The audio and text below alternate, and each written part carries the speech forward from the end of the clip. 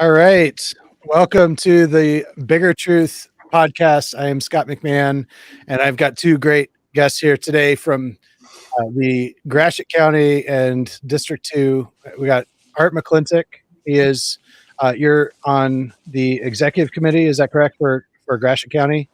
No, I'm not on the executive committee at Gratiot County. I'm on District 2 executive committee. I got you. So you're on the District 2, but you're a precinct delegate out of Gratiot County. Correct.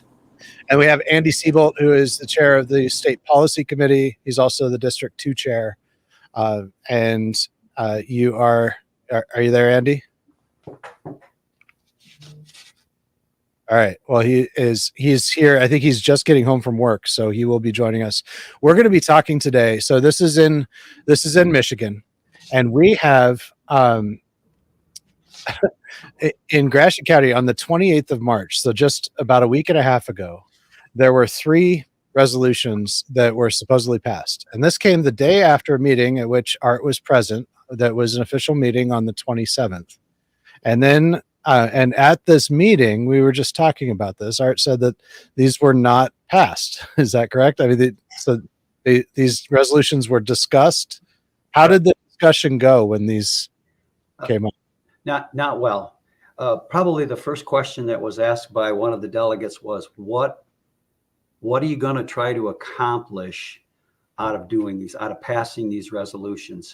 And I tried to keep bringing that conversation back to that question. What are you trying to accomplish? I was pretty much the lone wolf in that particular meeting. Pretty much everybody else is in support of what the executive officers are trying to do. So it was brought out as a discussion item. It got heated, and they pretty much said, we'll deal with this at another time. So were you the primary source of heat there? Yes. The exchange between me and Mrs. Clark has been boiling for quite some time now. So, and it kind of came to a head that night. All right. And that's Yvette Franco Clark, correct? She is the vice chair? Correct. Okay. And Chuck Murphy is the chair. Correct. So it sounds like it was really it was you against the whole pack. Correct.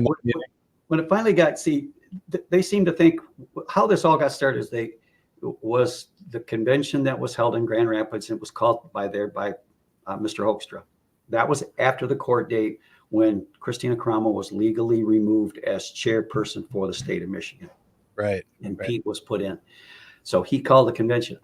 There were numerous conversations. I think Andy had one with them. I think the administration from the Hoekstra camp tried to convince Chuck to send the list in, but the deadline for the list was due in part before the convention.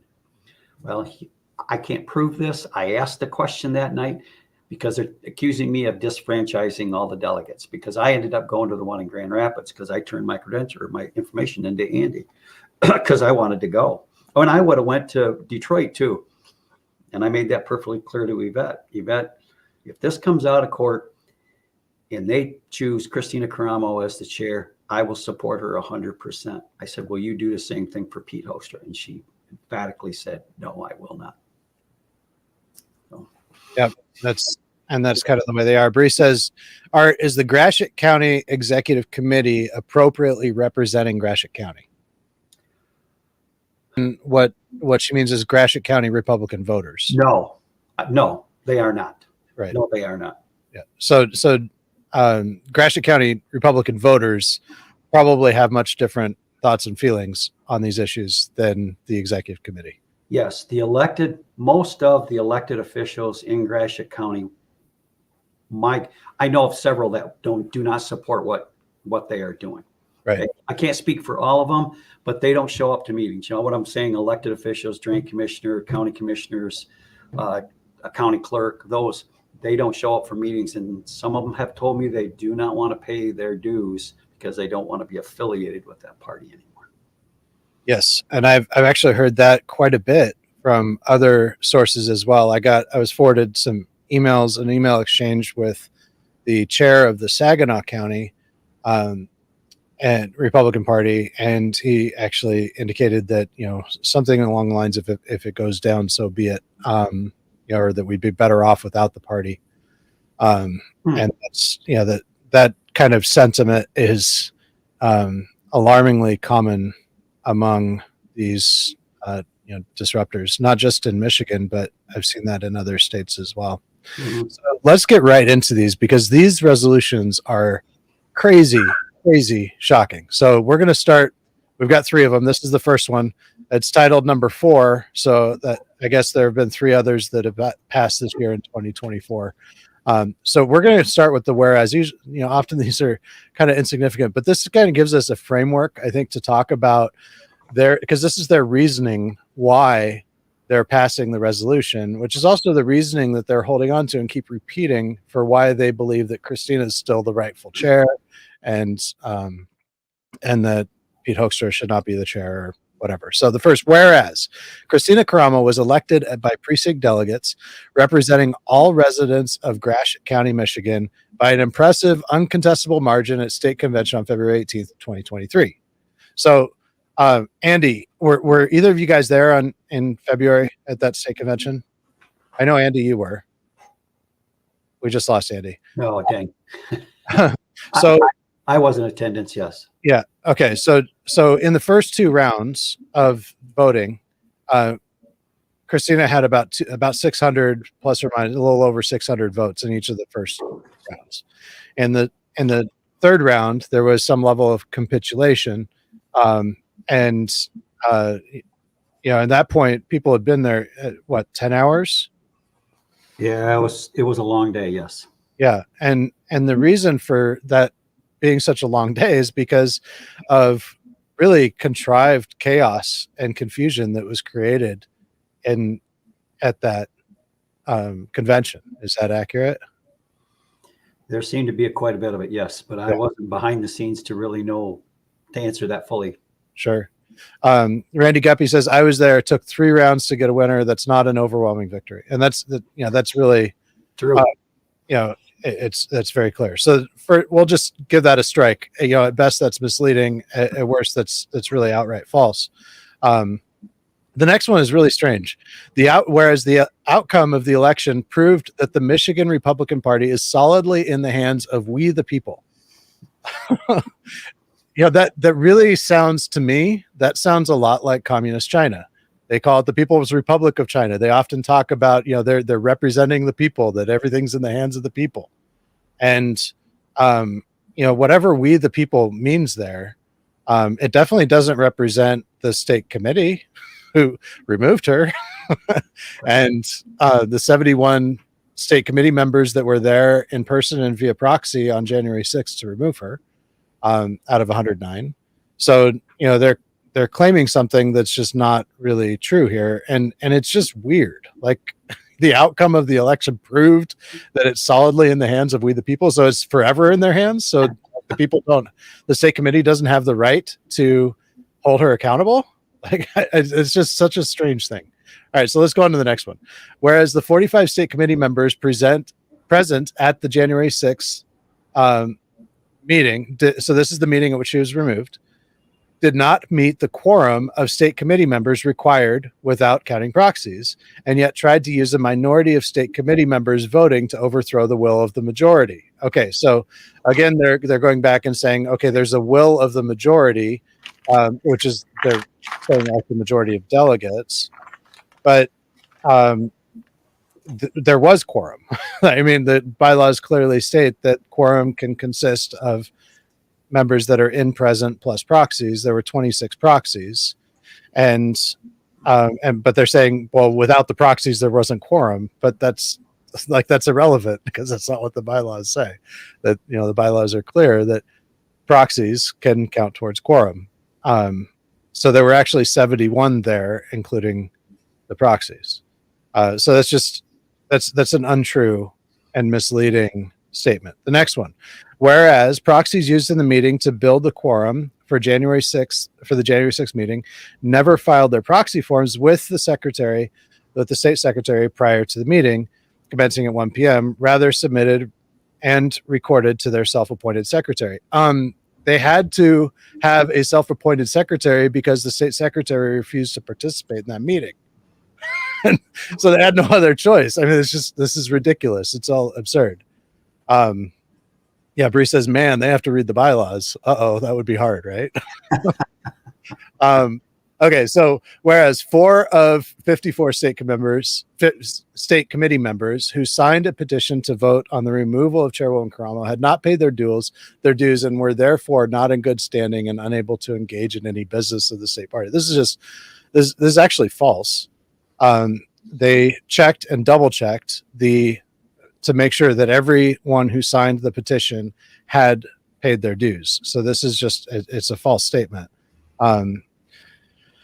There may have been 4 that hadn't paid their dues. And this I haven't verified before the petition was signed, but when they went around and got signatures, they made sure that every member had paid their dues. They were very diligent about that, and I've checked with several different people on that. Next item. So so far they're just striking out on every count. It looks like we have Andy back. Andy, can you hear us? Yep, I can hear you perfectly fine this time. Awesome. So we've been working through these arguments, and if you have anything to add, just briefly, that they argued about the proxies, that there wasn't quorum because there were only 45 members on January 6th. They argued that 4 of the those who signed the petition to remove Karamo had not paid their dues. Do you have anything to share about either of those things? Yeah, it would be nice to know who paid their dues or not, because that, just like a lot of other information out of the past Karamo administration, had been requested, and we would never get any answers. Who paid their dues?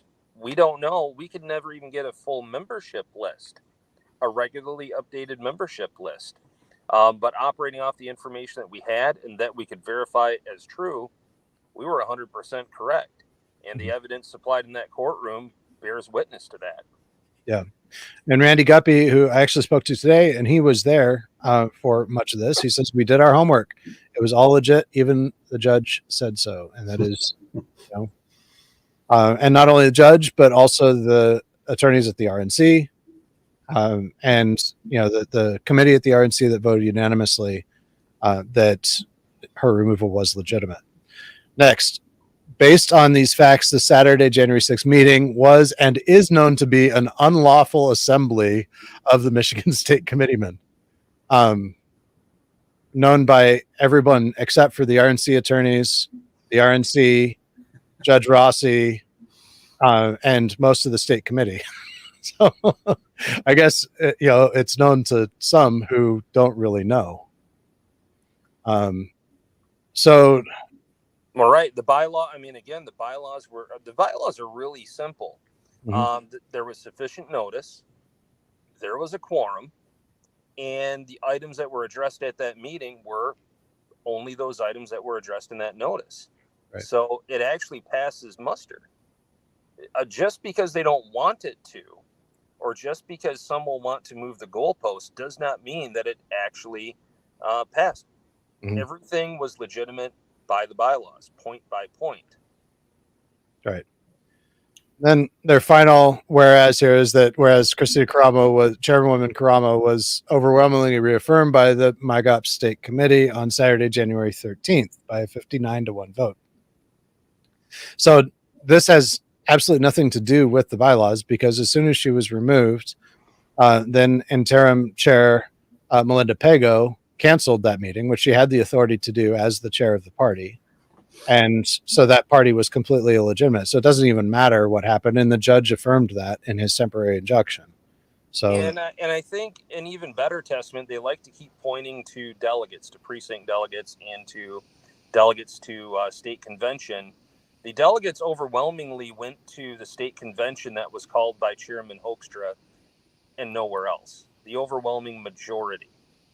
So even the overwhelming majority of delegates, through their own time and dollars spent, have voted that, Pete Hoekstra is the legitimate chair, and this process was, in fact, correct. And then that state committee meeting that occurred on March 2nd after the state caucuses, or the district caucuses. At that meeting, it was brought up by Ken Beyer and Joel Studebaker and Kim Harris. They desperately tried to get their alternate fake caucuses that they held there, because they had a split district on that day for the districts, and they held alternate conventions. They tried to get their slates and their votes from those alternate conventions accepted by the state committee, and it was overwhelmingly rejected. And it was overwhelmingly rejected, but also understand, kind of maybe it's a philosophical point, but it's one worth noting, is when especially the mouthpieces for that movement, by mouthpieces I mean the figureheads, those that are out there really promoting that their other caucus sites were correct. If they are really intent on election integrity, one of the first rules of election integrity is voting where you're supposed to vote. So you go into your township or city hall to vote, not outside in the parking lot, right, let alone in this case, 100 miles away. They had one place to vote, and it was in their caucus room in Grand Rapids, not 100 miles away. Right. So, and I think that they actually knew this, and especially if they still wanted their votes to count. By wanting their votes to count and to be lumped in with Pete Hoekstra's convention, again, really just exposes the fact that they knew that we were correct. Mm-hmm. Bree actually makes an excellent point. I'm curious, why did Bernadette attend Grand Rapids convention, and yet she speaks of the D1 and D4 conventions as legit? That's such a good question. So Bernadette Smith was running for RNC committee woman.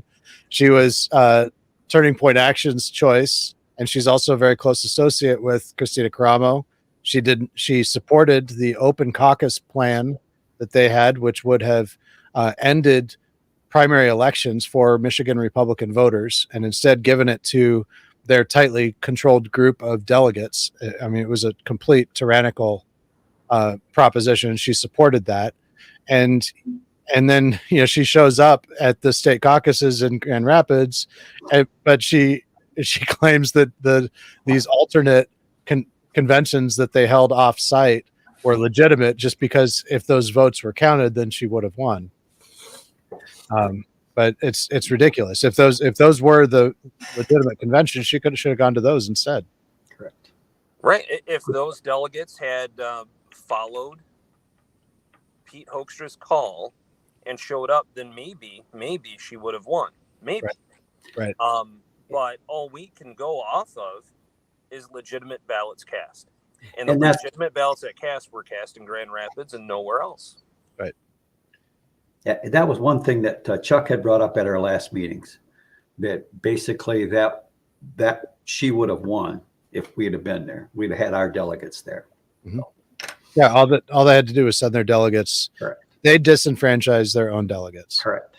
And they spent the time to draft this resolution to denounce Peter, and also in one of the resolutions myself, and by extension the 2nd District Caucus. So Art, thank you for showing up and voting. But for the rest of them, again, you have one place to vote on election day. Correct. And they had one place to vote for this convention, and they chose to go somewhere else or simply not show up. Yeah, where did they go? I don't think they went anywhere, Andy, to be honest with you. Maybe they didn't. I don't know. Yeah, I don't either. So Bloody Laser from Arizona says the Karama cultists are like the MCRC gang. MCRC is the Maricopa County Republican Committee. And yes, they are. And just you wait, Bloody Laser, because the second of these resolutions is going to look shockingly like the new tribunal that was passed in Maricopa County just recently. So here we go. Let's get into what this first resolution actually says. It says, be it resolved, we, the Gratiot County precinct delegates and the patriots of the GCRP executive committee. So they're the patriots and everybody else is not. Right. Rebuke and admonish Pete Hoekstra and his false MIGOP assembly as a usurper, a traitor, and an enemy to we, the Republican delegates of Gratiot County. You can just see them standing on their desks. That's just unbelievable. That's really quite a statement for, how many people are we talking? Right. I mean, that's really quite a loud statement for dozens of people when there's probably 25, 30, I don't know how many people live in Gratiot County, but 25, 30,000. Yeah. That's quite a bold statement for a couple dozen. Right. Art, how many precinct delegates are in Gratiot County? I would have to think it's only a few dozen. Oh yeah, yes, it's got to be, because they struggle to fill them, basically. Mm-hmm. All right. So next it says, we, the Gratiot County Republican precinct delegates and the Patriots on the executive committee, I can't get enough of it, acknowledge and proclaim Christina Caramo as the Michigan Republican Party chairwoman. So she is, because they say so. We support her 100% in her efforts to help Republicans win the upcoming local, state, and federal elections. I'm not sure what efforts those are. We do not acknowledge any other rogue group. They misspelled it. Any other rogue group. They spelled Rouge. Rouge group, but it's rogue group of so-called Republicans having any authority in the MyGot business. We urge our fellow patriotic Republicans throughout Michigan to unite and support Christina Caramo as our chairperson. Well, they might want to go over and check over some credit card receipts before saying that. There's a lot of financial issues that have not been resolved. That's right. But, if they want to unite with her, I don't know what she is doing in terms of door knocking. I know that there's been a big push with the current party as it is, over the last week, getting out and hitting doors for the two candidates running for state house. Well, we're trying to flip the state house into Republican hands right now. Exactly. I don't know if any of these people went out there and helped. I'm guessing not, but that would have been a great thing to do right now. Yeah. Right. Do you know if anybody from Gratiot County went down to help out Josh Powell and Ron Singer? No, that was hardly talked about that night. Yep. I brought it up. I can tell you the denounced second district chair and his committee, we approved $2,000 to both candidates, Singer and Powell.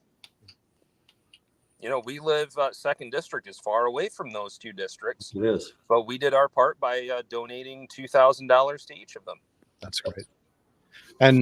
And so, Art, you were the only one to bring that up at the meeting? Yes. Well, other than the representative from Molinar's office, she did mention it as well as Jerry Nair. Representative Nair was there as well. Mm-hmm.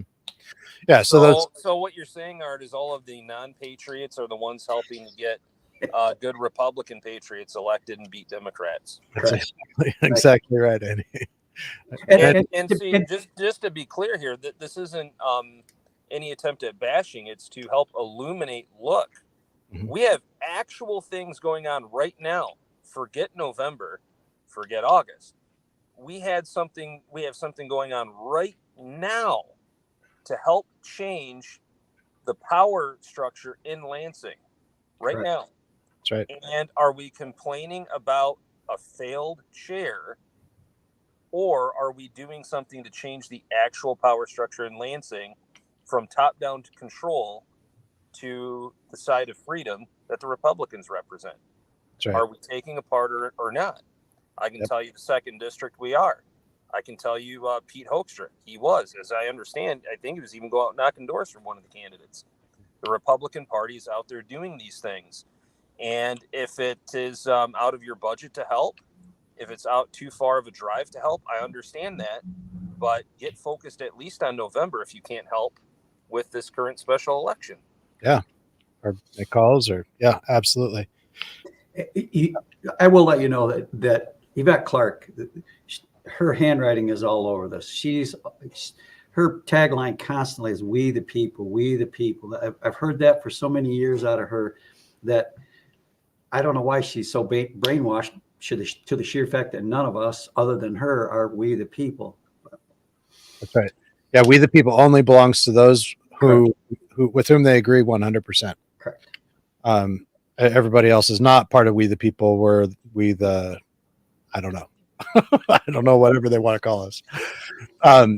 Be it resolved. We're almost there on this one. We, the Gratiot County Republican Precinct delegates and the Patriots on the GCRP Executive Committee do not recognize the National Republican Committee as a whole body. I'm not sure what the National Republican Committee is. I'm pretty sure it's the Republican National Committee. But so they're recognizing they do not recognize a non-existent committee as the whole body or as individuals having any authority whatsoever in this matter. So they're saying RNC has no authority at all, and they don't even recognize them as a body, which is kind of crazy. I do not recognize the NRC either. So yeah, NRC, whatever. All right. Now, therefore, be it resolved, and it says that we've condemned the recent actions of individual persons or groups, such as those within the Telegram channel MyGop Information and any of its spinoff groups. So if you don't know, if you're from Arizona or somewhere else, MyGop Information is a Telegram channel, and this is information. They misspelled it. They forgot the end. So it's MyGop Information. But it was started and moderated primarily by Bethany Wheeler, and who really did heroic work of creating a channel, because there was a need for a channel where people could speak freely, where their First Amendment rights would be acknowledged and honored, even if they disagreed. Because on all of the other channels that were controlled by the Michigan Republican Party, they removed and deleted and muted anyone who questioned their narratives, just consistently and unquestionably. And I've spoken to dozens and dozens and dozens of people that were removed from those channels because they asked questions. And so Bethany Wheeler helped to start, and others started, this MyGop Information channel. And it was really because of that people were able to get together and talk about what was going on from all over the state and find the way to get rid of Christina Caramo, who was a cancer to the party and all of her followers, her cult followers. And I will say that because it is a cult. We will not tolerate the sabotage of the Republican Party and the dilution of our delegate votes being erased by these individuals who falsely represent themselves, seek to sabotage Christina Caramo, and by extension, the success of the Michigan Republican Party. Right. There was definitely a lot of success you can point to in her first 11 months. Diluting the delegate vote, I think you kind of accomplished that when you refused to show up at a convention. Yeah. Yeah, they did that to their own people. Let it also be known that a copy of this resolution would be transmitted. All right. So, and sent to President Trump, the leadership, the RNC, who they just said they don't recognize, but they're sending this to the RNC. Did you get a copy of this? Because they said they sent it to all District 2 leadership. Did you get a copy of it, Andy? Well, I got it sent to me. I don't think I actually received one from the chair or from Gratiot. Yeah. And so then it was signed. It says it was passed on this day, March 28th. And then it was signed by these executives plus 4 precinct delegates, which is kind of weird, but let's move on. So now the next one, this is the one, these whereases, they're basically it's all fluffy. We believe in the Constitution. The Republican Party is the party of integrity, honesty, principles, and ethics. The Republican Party is the party of America first, a position of servitude, which is interesting because they continuously say that the government and everyone else is supposed to be their servants now. And then they go through all this stuff with the Republican Party platform, mentioning most of the the 10 amendments, the Bill of Rights, and including freedom of speech, which we just talked about. And this is particularly ironic. They mentioned freedom of speech. And then let's get to the resolution here. Therefore, be it resolved that the delegates of Gratiot County Republican Party hereby commission the Gratiot Executive Committee or designated subcommittee to investigate any party candidate or representative, elected or otherwise, who demonstrates flagrant and pervasive disregard for the tenets of the United States Constitution, Declaration of Independence, and Republican Party platform. And we'll just read both of these. If found guilty by a 2/3 vote of the executive committee of flagrant and pervasive disregard of these principles, the delegates of the Gratiot County Republican Party commissioned the Gratiot County Executive Committee to present reports of malfeasance to the public regarding any candidate or elected representative, or to reject and demand removal and replacement of the election inspector, poll challenger, poll watcher, or any other partisan role processing an election. I'm like, the whole thing is just, it doesn't make any sense. But this exact wording, this exact resolution has been passed by at least 2 other counties. I know it was passed by Allegan County and Kent County, and I believe that there are some others that this exact resolution is passed. And this is much like, for those of you in Arizona, this certainly rhymes with the resolution that was passed, I believe it was last week, in Maricopa County, creating a tribunal to remove members for not being willing to uphold, they're trying to get into your thought process here. And if you have the wrong thoughts, then if you're not willing enough, if you exhibit disregard, whatever they decide is disregard, then off with your heads. There we go. Maybe not, they're not saying off with your heads, but they are saying you're out of the party. Goodbye to you, like Donna Brandenburg says. So here we are. Next one. Do you guys have anything to add to that? No, you're right. It's a lot of fluff. They're just giving themselves power that they don't necessarily have. Correct. They're just claiming it. Correct. And on the side, I mentioned this before, in Arizona, I talked to Shelby Bush, who is one of the leaders of the disruptors in Arizona, and she's the first vice chair of Maricopa County MCRC. And I asked her, why did you guys give yourselves these powers? Because she had told me in a text that they don't plan to actually remove anybody. So I said, why'd you give yourselves these powers then if you're not going to use them? And she said, we didn't give ourselves any powers that the bylaws don't already give us. Right. Okay. So here we go. And this is, they play fast and loose with the bylaws when it serves them. Okay, so this is where you're the star of the show, Andy. Nice. You're actually on the title of this one, a resolution to denounce Peter Hoekstra and Andrew Sebolt. So it's got a ring to it, doesn't it? Why can't I be first? Why does Pete Hoekstra have to be first? He already had enough attention and spotlight in the other one. Why can't I be first? I don't know. You should write him a letter. That's what you should do. Well, you want me to ask Yvette the next time I see her? Yeah, there you go. Well, I'm just saying I've been more readily involved in the state party longer than Pete. So, I mean, clearly, I got some seniority here. Right. All right. Well, here we go. So, we'll skip to the third one here. Whereas during the legitimate state committee meeting held on January 13th, so of course that was the legitimate one that they're saying, 6 committee members were found to be in violation of the MIGOP bylaws, thus being removed from their duties in accordance with the bylaws. So they actually took it upon themselves to remove 6 state committee members for 5 years, including yourself, Andy. Yeah. Right? So let's unpack that one and how rules are created that do not exist, even when the bylaws are suspended, which can't be done. So in the MRP bylaws, that is just for state committee members, what they tried to use was the conflict of interest section. The conflict of interest section was initiated by a friend of mine who is a prior 2nd District chair and a prior policy committee chair. And he and I both shared this viewpoint that if you have campaigners or you have consultants, the consulting class on state party, then we, the other members, should at least know that you might be getting paid and make by a candidate or a campaign committee, and you're on the state central committee. It might be nice to know that. So he started this conflict of interest.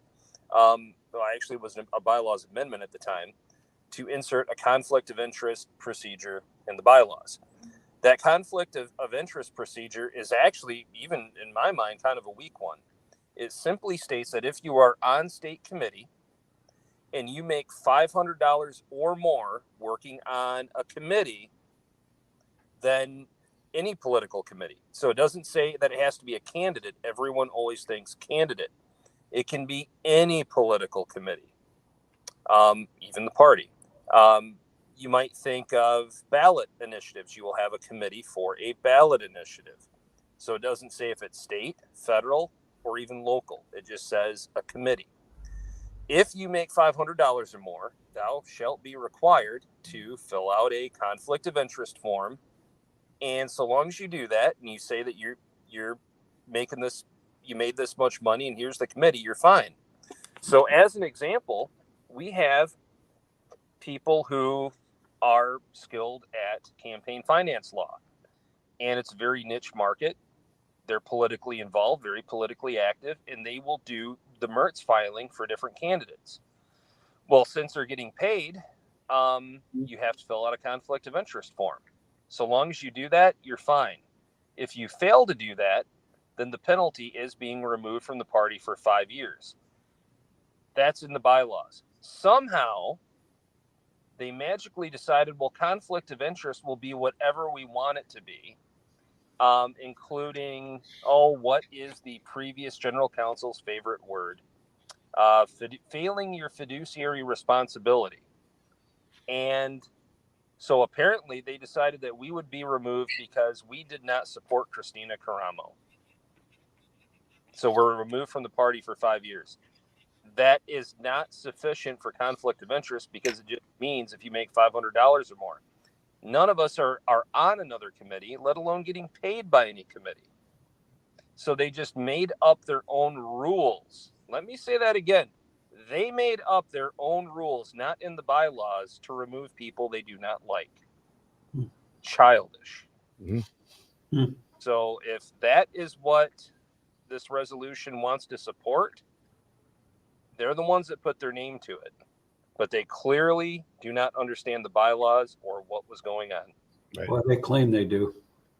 Yeah, they actually broke the bylaws and Correct. made up their own on the spot without going through the amendment process. Yep. Amazing. That's what they tend to do. That's who they are. Well, you can't break a rule if you don't have it, but they managed to do that somehow. Well, when you keep on making up the rules, it doesn't even matter whether you make them or not, or keep them or not. So, yeah. So we've got just more nonsense here, including whereas the January 20th meeting, this is the meeting at which Pete Hoekstra was elected, whereas the January 20th meeting of usurpers. So that was a meeting of usurpers being disavowed as a legitimate meeting, could not rightfully elect a new chair. So being disavowed by whom, whatever. We could really get further into it, but let's see what they've resolved to do with you and to you, Andy. So Peter Hoekstra is not the legitimate chair of Michigan Republican Party and is denounced by the Gratiot County Republican Committee. So they just claim by their own fiat that he's not the legitimate chair, that the state committee doesn't know what they're doing, that the overwhelming majority of the state committee on March 2nd, like it sounded to me like 90% was overwhelmingly opposed to incorporating those alternate fake caucuses. It was a voice vote, but there were just a handful of people that were supporting it. So Andy Sebolt is no longer a state committee member and has been barred from MIGOT for 5 years, thus cannot properly fulfill his duties as the 2nd District Chair, and is no longer a resident of Grant Township, therefore has been removed as a precinct delegate.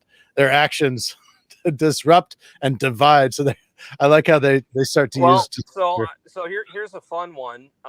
What the writer of this resolution should do. When was this resolution passed, Art?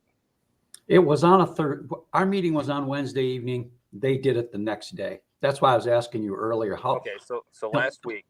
Yeah, so don't they have to anyway, we can go on to this, but sure. This is all Yvette's language. I can tell you that right now. Chuck couldn't write this. So what they could do is they could FOIA request through my county an email from me asking to verify that. So our last election was the end of February, that I was still a qualified elector of Grant Township, and that's where I need to vote. And the answer came back as yes. Right. So, which now I just changed that yesterday, but also being a precinct delegate doesn't mean anything. What I don't think they understand is that we had a county chair in Michigan, at least one of them. We had a county chair of one of the major counties who wasn't a precinct delegate. right. And Yvette would know who I'm talking about. I'm sure she would. It's one of her friends. Oh, okay. So yeah, rules for thee, but not for me. That's one of their slogans. I mean, a precinct delegate only qualifies you to vote at a county convention. Right. That is it. Right. So it goes on, Andy, if you'd like to hear more.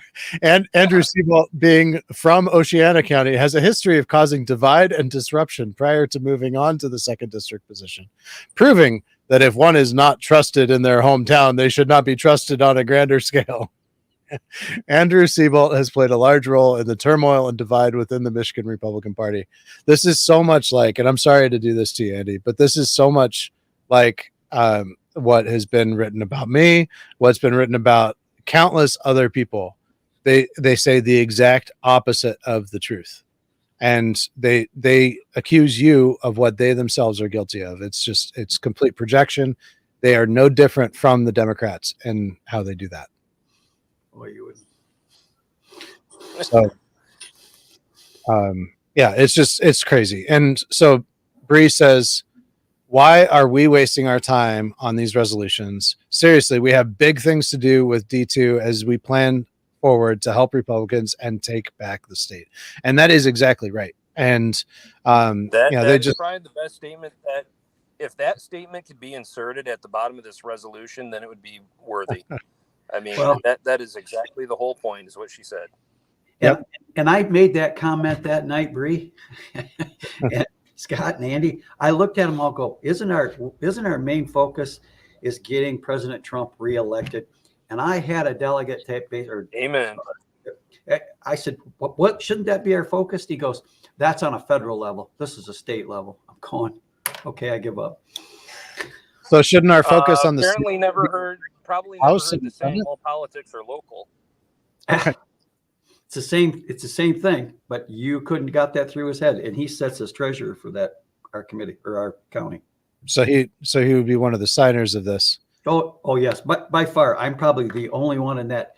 We had 22 people there at that meeting that basically they're all going to side with Chuck and Yvette. That's why they signed this dang thing. Right. So we kind of beat and flogged this horse until it's been beaten dead. But this is who these people continue to be. This is all they continue to be focused on. And Christina Caramo is still traveling around the state, talking to people in different groups, including with Stand Up Michigan and other groups in other counties that are friendly to her, to try to promote her victim narrative, her position as a martyr, and claim and promote the victim narrative that it's Pete Hoekstra that disenfranchised the delegates that were disenfranchised by the Caramo supporting county chairs and by Dare Rendon and Ken Byer. It's a whole lot of nonsense. And they're doing that while 1 week from today, we have a special election that's going to determine whether or not our state house is controlled by Republicans or Democrats. And we had last Saturday, there were, I believe, around 100 people or more that were knocking on doors for Josh Powell and Ron Singer. And from what I understand, it was a huge success. They knocked on a lot of doors, and they got together and I think had chicken wings or something afterwards. But it was a big, successful event. The election is in a week. If you would like to help out, contact a county party that's not controlled by Caramo people, and they would be very glad to help you to get involved. And that's what the county parties are doing, is those that care about elections, those that, according to these people, are not patriots. And that's really the true spirit of a party, Scott, is we all know what the mission really is. At the end of the day, it's to get Republicans elected. That's right. At this very specific juncture, we have an opportunity to change the landscape in Lansing and take back the House. So we work together as a party of Republicans and go out and hit doors and have some fun at the end of it, like they did. They joined in fellowship. That's what being a Republican Party is all about. Yep. Exactly. Yep. So, and that's why people get involved in the party. And then they, these disruptor organizations, they do everything they can to discourage that and to keep the focus away from that. And that's happening in Arizona. I was talking with someone in Pima County just 2 years ago. They had 630 delegates in the county. Now they're down to 430 because nobody wants to be a part of what they're offering, which is just hatred and division and really weird cult kind of activity, praying, exercising demons out of their political enemies, all kinds of just nonsense, using the Bible as a weapon against their political opponents. That is so true. And it is absolutely disgusting, and it needs to stop. And this isn't just party division where there's two sides that aren't getting along. This is where there's one side that are terrorists that are trying to destroy the party, and you can't function with them. And so the solution is for good, sane, rational, and logical people to get involved as precinct delegates. And the Republican Party is unique. The reason why this operation is going on across the country is because the Republican Party is a threat, is the only real threat, and the only thing that can stop the Democrat communist takeover of this country. And something interesting to the point Art had made is this is not a federal. Regarding his meeting, the statement was made at your meeting. You said, Art, that this is not a federal election. We're dealing with state. Yeah. Well, it's interesting, Scott, through your research, that you're finding these similarities between Michigan and Arizona, because weren't Michigan and Arizona two hotly contested states in the last presidential election? Mm-hmm. Why does it appear that there's trying to be sown seeds of chaos within the one body, the one group that is supposed to be organizing and financing and hitting doors for Donald Trump? Mm-hmm. I mean, if this were to show up in Georgia now, I wouldn't be surprised. Yeah, I believe, from what I gather, it is. I just have yet to come in contact with people on that side. If you're in Georgia and you're watching this, please reach out to me. I'd love to talk to you. I got an email just forwarded to me a couple nights ago from Florida. The same thing is happening in Florida. It is absolutely disgusting what's happening in Florida. And they're actually running training classes. There's an immigration attorney in Florida. His name is Gabe. I'm blanking on his last name. But he was an immigration attorney that didn't become a Republican until sometime in 2021. But he started an organization called Floridians First, and they are training people for disruptor activists from other states on how to market and build up their recruit delegates and indoctrinate them, and so that they too can destroy the party and get rid of all the rhinos. It's sick. It is really sick what is happening. So there we are. Do you guys have anything else to add? No, I think you covered a lot of good ground there, Scott, and thank you. Yeah, you're welcome. Thank you guys very much for coming on.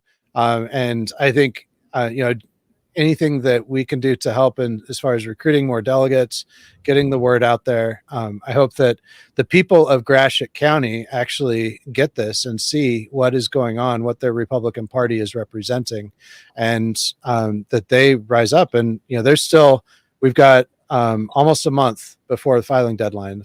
It's May 7th to become a delegate.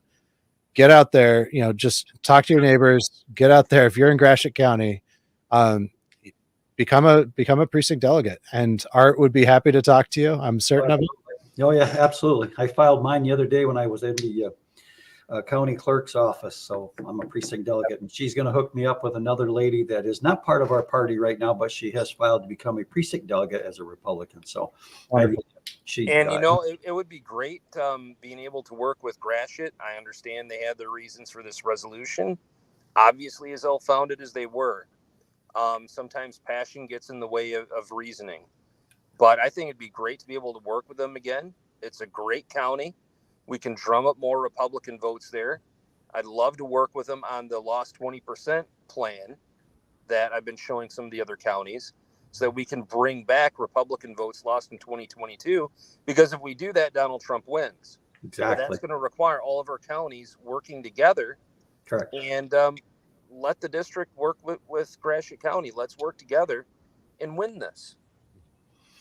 There's so Chuck and Yvette, there's an olive branch for you. You're welcome to grab it. We'll see if they actually do. So, all right. So this is great. Thank you all for joining us live. Thank you guys, Art and Andy. This has been great and informative. And until next time. All right. Thanks, Scott. Yep. Thanks, Scott. Yep.